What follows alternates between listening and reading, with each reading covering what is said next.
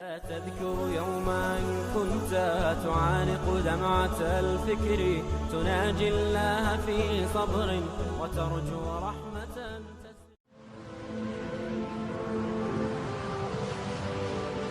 حضرت عمر رضی اللہ تعالیٰ عنہ جب ایمان لائے تو آپ نے ایک ایک کافر کے گھر کے دروازے پہ کھڑے ہو کے کہا کہ تم کمزوروں کو مارتے تھے، میں تمہیں بتانے آیا ہوں میں محمد عربی کا نوکر بن گیا۔ بلکہ آپ نے اعلان کیا جس نے اپنی بیوی کو بیوہ اور بچوں کو یتیم کروانا ہو اور اپنے ماں باپ کی کمر کو جھکانا ہو وہ عمر کے مقابلے میں آئے۔ اللہ اکبر۔ زنیرہ نامی ایک خاتون تھی، بہت کمزور،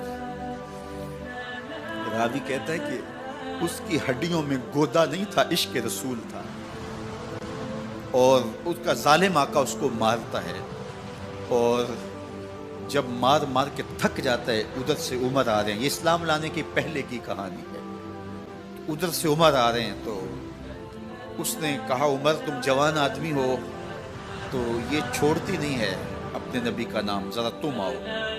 عمر کوڑا پکڑ لیتے اسے مارتے مارتے مارتے تھک جاتے ہیں تو پانی پینے لگتے ہیں، تو کہتے ہیں مجھے تیرے پہ ترس نہیں آیا لیکن میں ذرا پانی پینے لگا ہوں، اور پھر گلے کے اندر ڈال کر کے کوڑا اس کی رسی کو پل دیتے ہیں اور اس کی آنکھیں باہر نکل آتی ہیں اور کہتے ہیں بلا اپنے نبی کو جو تیری آنکھوں کی بینائی واپس کرے۔ اللہ اکبر۔ تو اس نے آسمان کی طرف منہ کر کے کہا مالک میں کبھی بھی آنکھوں کی بینائی نہ مانگتی لیکن اب تیرے نبی کی عزت کا سوال ہے۔ آنکھوں کی بینائی واپس ہو جاتی ہے۔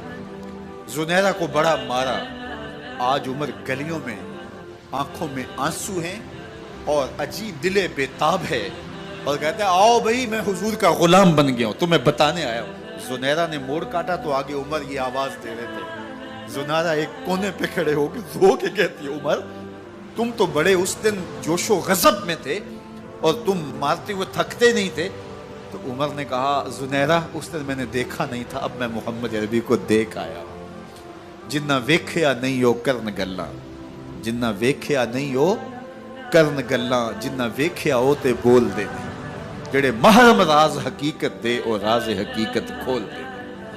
تو حضرت عمر رضی اللہ تعالیٰ عنہ ایمان لائے۔ حضرت عبداللہ ابن مسعود رضی اللہ تعالیٰ عنہ فرماتے ہیں کہ حضرت عمر کا ایمان لانا مسلمانوں کے لیے عزت کا سبب تھا، ان کا ہجرت کرنا مسلمانوں کی نصرت تھی اور ان کی خلافت مسلمانوں کے لیے رحمت تھی۔ حضرت عمر رضی اللہ تعالی عنہ وہ ہیں کہ میرے حضور نے فرمایا لوگوں جب نیک لوگوں کا ذکر کرو تو میرے عمر کا تذکرہ ضرور کیا کرو۔ میرا عمر وہ ہے کہ جب وہ ایک سمت سے آ رہا ہو، ایک گلی اور بازار سے آ رہا ہو تو شیطان بھی آ رہا ہو عمر کو دیکھ کے راستہ تبدیل کر لیتا ہے۔ حضرت عمر رضی اللہ تعالی عنہ کی طبیعت کے اندر جو جاہ و جلال تھا، طبیعت کے اندر جو سختی تھی، وہ اسلام کے اندر آ کر بھی قائم رہی، اور آپ نے وہی سختی، وہی جاہ و جلال جو پہلے مسلمانوں کے خلاف تھا اب کفار کے خلاف، منافقین کے خلاف حضرت عمر کی طبیعت کے اندر وہ جوش و خروش بدستور موجود ہے۔ لیکن جس دن آپ خلیفہ بنے تو اس دن آپ نے ممبر پہ چڑھ کے جو خطبہ دیا اس میں کہا لوگوں میں سخت اس لیے تھا کہ رسول اللہ نرم تھے، پھر میں سخت اس لیے تھا کہ حضرت ابو بکر صدیق نرم تھے، اب میں تخت خلافت پہ بیٹھا ہوں، اب میری سختی جو ہے وہ نرمی میں تبدیل ہو گئی، صرف فاسقوں، فاجروں اور باغیوں کے لیے میں سخت ہوں، باقی تمہارے لیے نرم ہوں۔ سب سے کم جو تنخواہ بیت المال سے اگر کسی وجود نے لی ہے تو وہ حضرت عمر رضی اللہ تعالیٰ عنہ نے صرف 2 جوڑے لیتے تھے سال میں، اور راوی کہتا ہے کہ میں نے دیکھا ہے کہ اس میں بھی 17 پیوند لگے ہوتے تھے۔ حضرت عمر رضی اللہ تعالیٰ عنہ کا طرز زندگی، آپ کا انداز معاشرت اور آپ کا انداز خلافت، ہر لمحہ آپ کی زندگی کا اٹھا کے دیکھیے کتنی مرتبہ قرآن حضرت عمر کی رائے کے مطابق نازل ہے۔ اللہ تعالیٰ جل شانہ نے ان کو صاحب الہام بنایا تھا۔ ہر امت میں کوئی صاحب الہام ہوتا ہے، حضور کی امت کا صاحب الہام حضرت عمر رضی اللہ تعالیٰ، اور آقا کریم نے انہیں اپنا وزیر قرار دیا۔ فرمایا میرے 2 وزیر آسمانوں میں ہیں، 2 وزیر زمینوں میں ہیں۔ آسمانوں کے وزیر جبرائیل اور میکائیل ہیں اور زمین کے وزیر ابو بکر اور عمر ہیں۔ رضی اللہ تعالی عنہما۔ ایک دن حضرت عمر بیٹھ کے رو رہے تھے، تو کسی نے کہا حضرت رو کیوں رہے ہیں؟ فرمایا کہ میں اس لیے رو رہا ہوں کہ فلاں پل سے بکریاں گزری ہیں، تو پل کے اندر شکستگی تھی، ٹوٹا ہوا تھا پل درمیان میں، اس میں ایک بکری کی ٹانگ ٹوٹ گئی ہے، تو میں ڈرتا ہوں کہ میرا رب یہ نہ پوچھے کہ عمر تو نے پل صحیح تعمیر نہیں کروائے تھے کہ ایک بکری کی ٹانگ کیوں ٹوٹی ہے۔ یہ ہیں حضرت عمر رضی اللہ تعالی عنہ۔ اللہ اکبر۔ تو اللہ تعالیٰ جل شانہ نے حضرت سیدنا عمر بن خطاب رضی اللہ تعالیٰ عنہ سے جو کام لیا، مختصر دور خلافت کے اندر 10 سال 6 ماہ 4 دن آپ نے خلافت فرمائی ہے، لیکن کہاں سے چلے اور یہاں مکران تک، بلوچستان کا حصہ ہے، یہاں تک آپ کے سلطنت کی حدود وسیع، ادھر آرمینیا تک جا پہنچے، حمص فتح کیا، قادسیہ، یرموک۔ آپ ذرا دیکھیے کہ کہاں تک آپ کی فوجوں کے گھوڑے دوڑتے رہے، اور اللہ تعالیٰ جل شانہ نے ان کو جو توانائی، عدل و انصاف کی قوت عطا فرمائی۔ اللہ اکبر۔ جب زمین پہ عدل کیا ہو تو زمین بھی حکم مانتی ہے، اور حضرت عمر وہ تھے جن کا حکم ہوائیں بھی مانتی تھی، زمین بھی مانتی تھی، جن کا حکم جو ہے وہ آگ بھی تسلیم کرتی تھی اور دریا بھی ان کا حکم مانا کرتے تھے۔ مصر کے اندر یہ رسمیں بد جاری تھی کہ سال کے بعد ایک دوشیزہ کو زیورات پہنا کے اچھے لباس میں ملبوس کر کے دریا کی بھیڑ چڑھایا جاتا، اس کی قربانی دی جاتی، اس کا خون بہتا تو دریا چلتا۔ جب مسلمانوں نے مصر فتح کیا تو گورنر نے لکھا کہ اسلام تو اس طرح کی رسوم کی اجازت نہیں دیتا، لیکن خشک سالی ہے، لوگوں کی فصلیں ویران پڑی ہے، تو حضرت کیا کیا جائے؟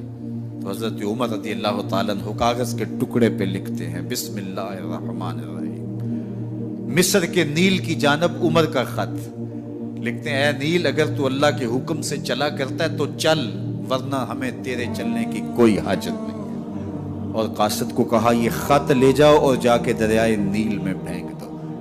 قاصد جا کے خط دریائے نیل میں پھینک دیتا ہے، پانی آتا ہے، ایسا دریائے نیل چلا، 14 صدیاں ہوئی ہیں آج تک کبھی بند ہی نہیں ہوا۔ دریا حکم مانتے، آگ نکلتی ہے۔ لوگ حضرت عمر رضی اللہ تعالی عنہ کے پاس آئے، حضرت لاوا پھوٹا ہے، آگ نکل رہی ہے اور مدینے کی طرف بڑھ رہی ہے، اب کیا کیا جائے؟ فائر بریگیڈ تو زمانے میں تھی نہیں۔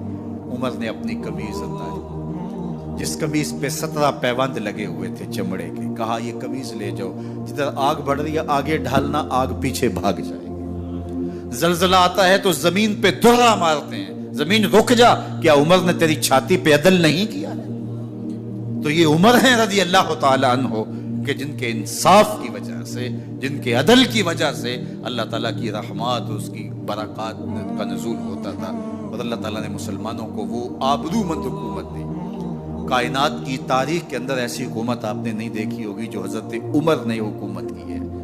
اللہ اکبر۔ فرمایا فرات کے کنارے پہ ایک کتا بھی پیاسا مر گیا تو اس کا حساب بھی عمر سے ہوگا۔ باہر سے سفیر آتا ہے اور آ کے پوچھتا ہے کہ میں امیر المومنین کے، مسلمانوں کے حکمران کے محل میں جانا ہے، تو وہ مسکرا کے کہتے ہیں ہمارے امیر کا تو کوئی محل نہیں ہے۔ کہا کہاں ہے تمہارا امیر؟ کہا مسجد نبوی میں ہوگا یا بیت المال کی اونٹوں کی دیکھ بھال میں لگا ہوگا۔ وہ جب گئے تو مسجد میں نہیں ہے، اللہ اکبر، وہاں گئے تو وہاں بھی نہیں ہے۔ پھر کیا دیکھتے ہیں کہ عمر رضی اللہ تعالی عنہ جنت البقیع کے پاس ایک درخت کے نیچے اینٹ کا سرانہ رکھ کے سوئے ہوئے، تو اس نے کہا عمر تو نے عدل کیا ہے، تجھے کچی اینٹ پہ بھی نیند آ گئی، ہمارے حکمرانوں نے انصاف نہیں کیا، اور وہ بند اور محفوظ کمروں کے اندر بھی سکون اور چین کی نہیں سو سکتے۔ حضرت سیدنا عمر رضی اللہ تعالیٰ عنہ نے اس طرح ان امور سلطنت نبھائے۔ آپ دن کو لوگوں کی دیکھ بھالی کرتے، لوگوں کی ضروریات سنتے سمجھتے، اور جب رات پڑتی لوگ سو جاتے، عمر مدینے کی گلیوں میں پہرا دیتے۔ کائنات نے کوئی ایسا بھی حکمران دیکھا ہوگا؟ اللہ اکبر۔ وہ مجاہد جو مختلف محاذات پہ گئے ہوئے ہوتے، ان کے گھروں کی دیکھ بھالی کرتے، ان کی ضروریات کا خیال رکھتے، ان کی آبرو کا پہرا دیتے۔ راتوں کی تنہائیوں کے اندر حضرت عمر اٹھتے اور جا کے گشت کرتے، چکر لگاتے، دیکھتے کوئی آنکھ پر نم نہ ہو، مفلسی کا کسی گھر میں ماتم نہ ہو۔